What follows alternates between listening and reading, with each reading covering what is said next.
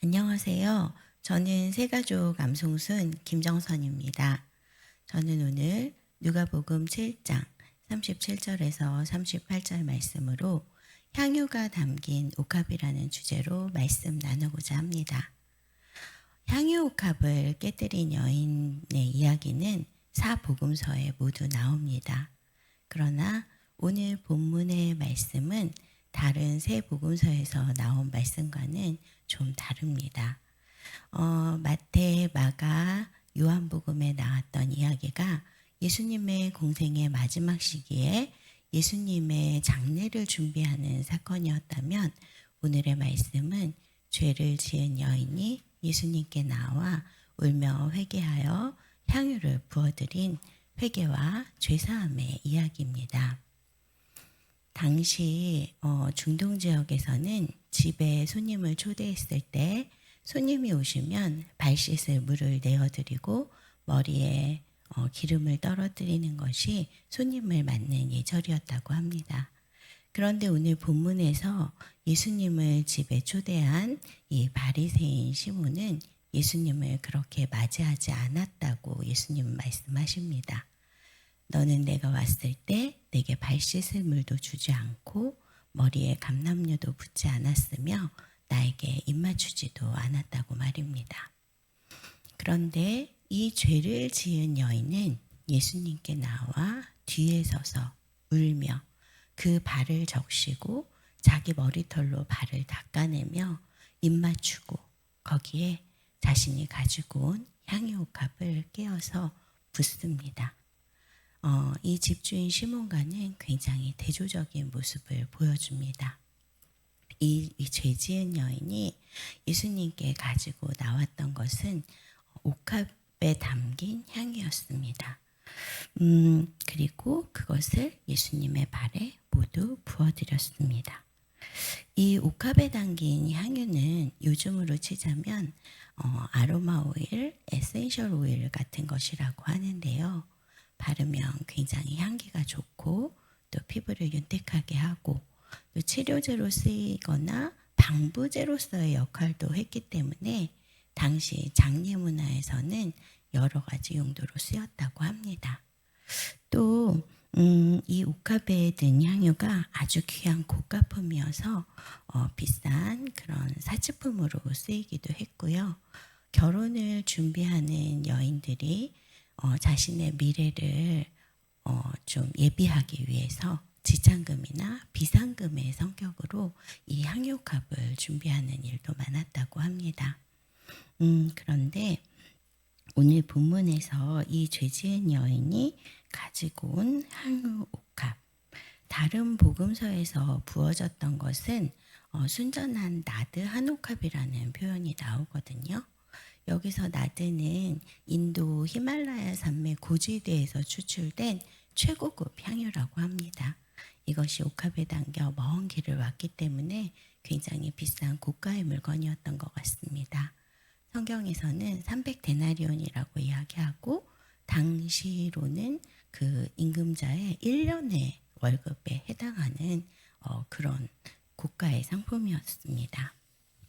그런데 이 향유를 담고 있는 이 옥합은 한 번 깨트리면 다시는 봉합할 수 없는 구조로 되어 있었습니다. 그래서 이 향유 옥합을 깨뜨렸다 하는 것은 전부를 쓰겠다 하는 의미이고 이제 더 이상 그것에 의존할 수 없게 된다는 의미입니다. 불확실한 미래에 자신을 보호하고 또 의지할 만한 귀한 것을 자신 스스로 깨뜨려 부어드릴 수 있는 것. 이게 가능한 경우는 저는 두 가지라고 생각하는데요.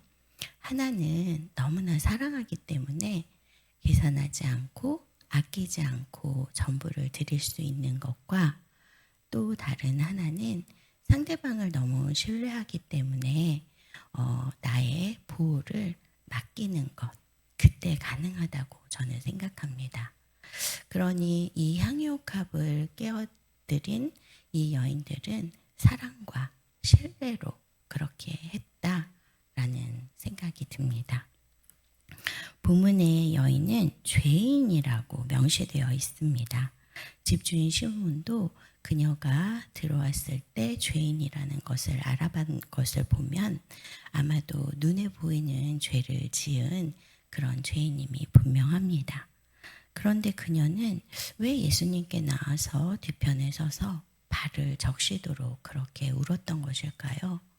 성경에는 그 정확한 이유가 명시되어 있지는 않습니다. 그러나 시몬도 그녀가 죄인인 것을 알았듯이 모든 사람이 그녀를 죄인으로 알고 있었고 그녀 자신 스스로도 죄인임을 알고 있었습니다. 그녀는 그 죄로 인해서 숱한 삶의 어려움들이 있었을 것이고 어쩌면 그 공동체 내에서 이미 사회적인 사망 선고가 내려진 존재였을지도 모르겠습니다.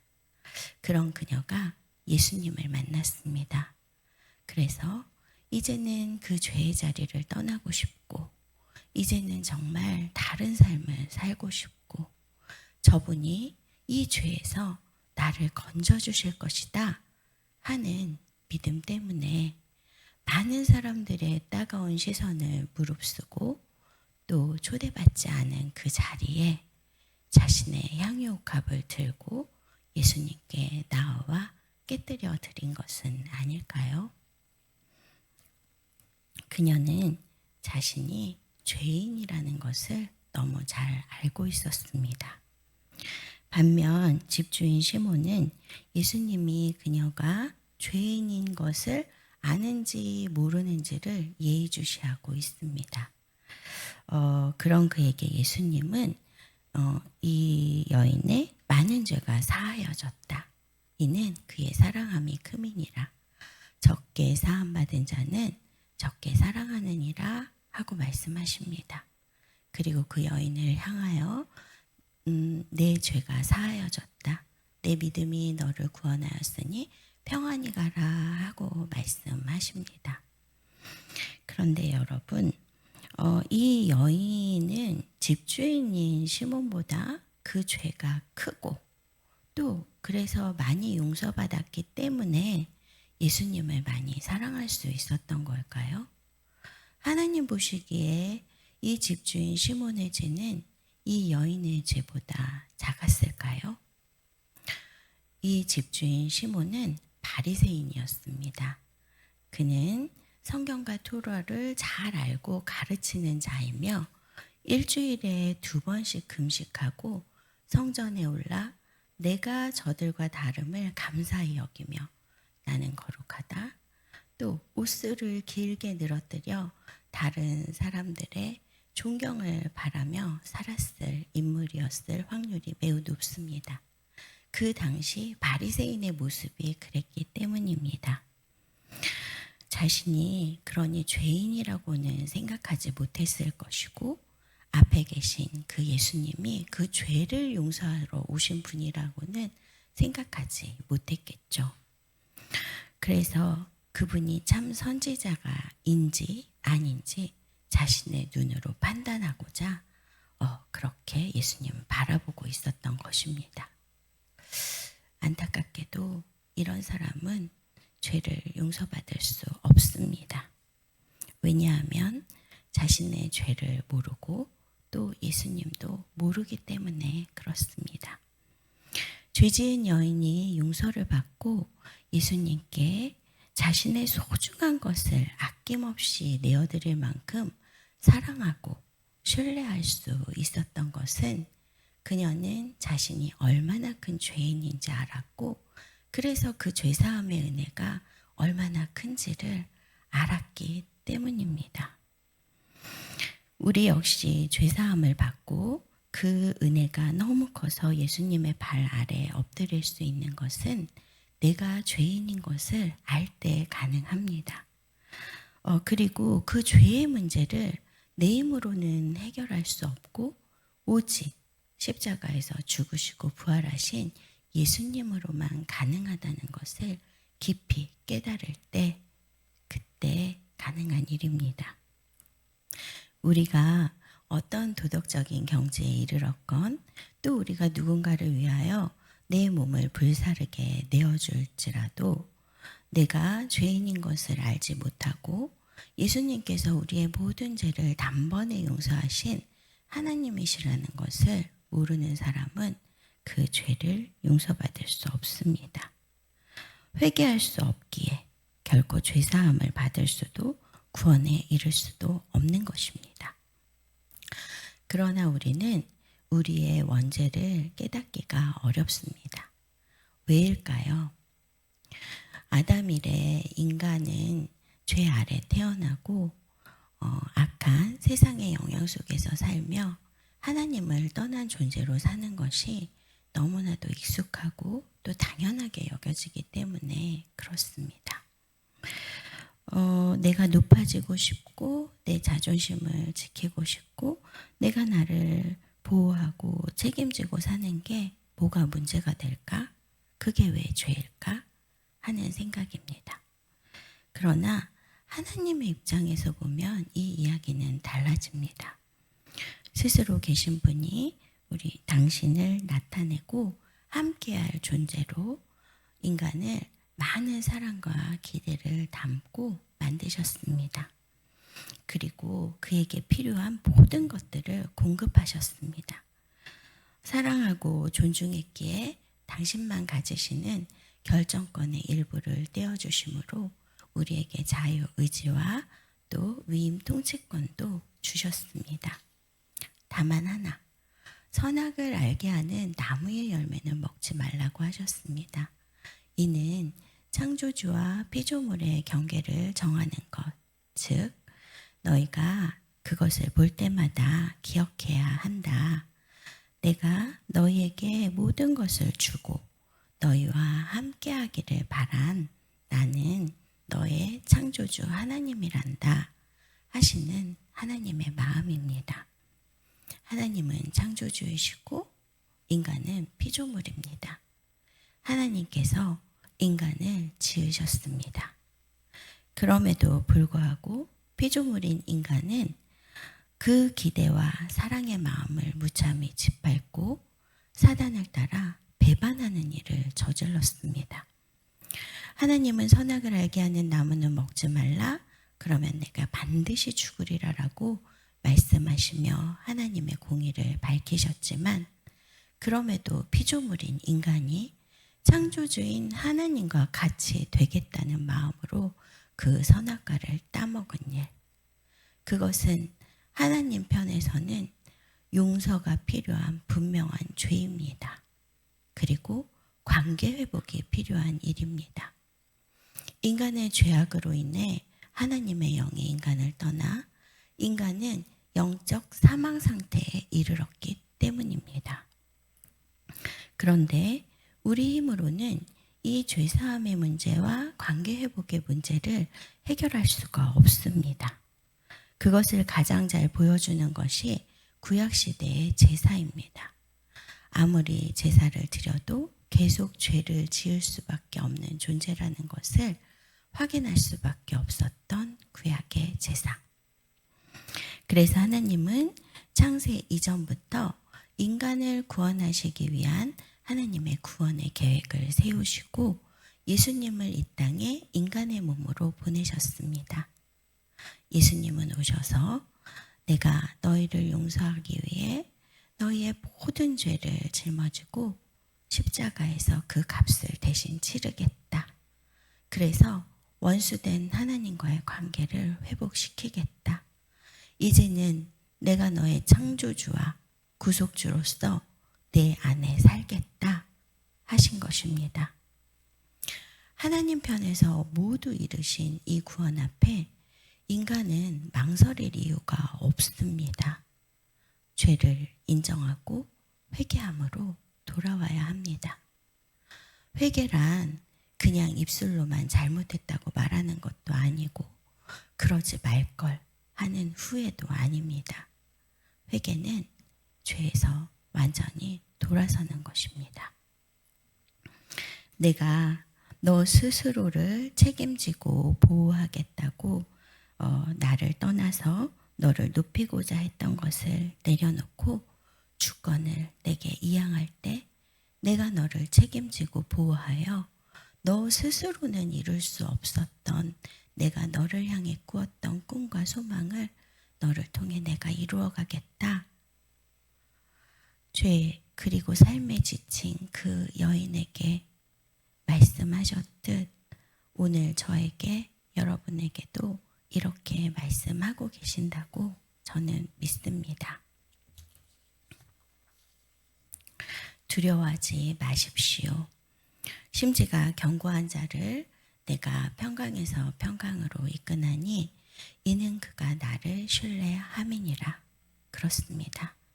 하나님을 신뢰하면 됩니다. 우리가 주인됨에서 오는 모든 두려움은 하나님을 신뢰하지 못하기 때문입니다. 사랑 안에 두려움이 없고 온전한 사랑이 두려움을 내어 쫓나니 두려움에는 형벌이 있음이라. 두려워하는 자는 사랑 안에서 온전히 이루지 못하였느니라. 우리가 사랑함은 그가 먼저 우리를 사랑하셨음이라. 요한일서 말씀입니다. 나를 향하신 하나님의 그 온전한 사랑을 알고 또 그분 안에 머무르게 될 때 더 이상 두려움은 우리를 주장할 수 없습니다. 그럼 죄를 깨닫고 회개하여 죄사함을 받고 성령의 선물을 받은 사람들이 깨뜨려야 할 향유옥합도 있을까요? 예전에 이 본문에 대해서 묵상할 때 저는 하나님께 이것을 여쭌 적이 있습니다. 하나님, 저도 무슨 향유옥합을 깨뜨려야 하나요? 제가 깨뜨려야 될 향유옥합은 뭘까요? 그때 제 마음 깊은 곳에서 너 자신이라는 말이 떠올랐습니다. 알 것도 같고 그러나 잘은 모르겠던 그 말을 저는 기억합니다. 오늘 저는 그 말씀을 조금 더 알 것 같다라는 생각을 합니다. 내가 깨어져야 한다는 것은 내가 향유를 담은 옥합일 때 그렇습니다. 그리고 옥합을 깨뜨리는 동기는 여전히 주님을 향한 사랑과 신뢰 때문입니다. 내가 깨뜨릴 나의 옥합은 나를 보호하고 지키기 위해서 태어나면서부터 쉴 새 없이 쌓아왔던 나의 견고한 성 그리고 경계선입니다. 왜곡된 생각체계, 경험과 상처로 인한 감정의 반응, 또 인본주의적인 가치관, 나를 지키기 위해 나도 모르게 수없이 장착해왔던 방어기제들, 그리고 정말 인간 내 중심적인 기준들이 바로 그것입니다. 내가 깨뜨릴 옥합, 그것을 당연하다고 생각하고 나를 지키려 강화하려고 했던 것 때문에 나의 죄를 알기도 힘들었고 또 죄를 깨닫고 순종하기도 어렵게 했던 그것. 불순종인지도 모르고 선택했던 수없이 많은 그 순간에 작동했던 바로 그것. 그것이 바로 나의 겉껍질 같은 땅에 떨어져 죽지 않으면 그 싹을 낼 수도 또 그 생명을 흘려보낼 수도 없는 바로 나의 겉사람이라는 것입니다.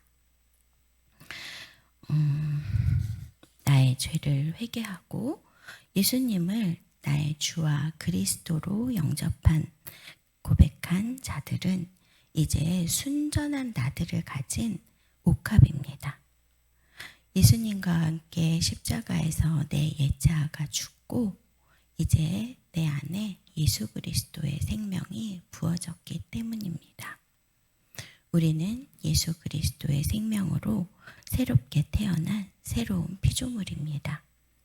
새로운 피조물은 더러워진 것을 조금 털고 닦아낸 것이 아니라 죽고 완전히 새로워진 새로운 본성을 가진 존재입니다.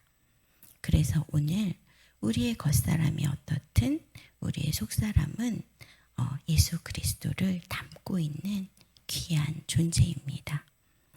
그 예수님이 나를 통해서 그분의 성품을 드러내시고 또 그분의 권세를 행사하시고 또 생명의 일을 하시도록 하기 위해서는 이 옥합과 같은 내 겉사람이 깨어져야 합니다. 그 옥합은 다시 붙여서 사용할 수 없습니다. 진짜로 깨어진 사람은 다시 이전과 같이 돌아가지 않습니다. 깨어진 옥합은 향유로 부어져 향기를 가득하게 합니다. 오늘도 우리는 수많은 선택의 시간을 맞이할 것이고 하나님께서 또 우리를 정결하게 하시기 위해서 하시는 일들이 있을 것입니다. 그때 나의 선택이 내가 익숙하고 편한 것을 선택할 것인지 아니면 예수님의 생명되게 하시고 또 예수님이 주인 되게 하시는 그 선택을 할 것인지 분별하고 순종함으로 나의 경계선을 허물고 나를 먼저 사랑하신 그분을 사랑하고 신뢰함으로 나를 깨뜨려 전부를 부어드릴 수 있는 우리 모두가 되기를 소망합니다. 감사합니다.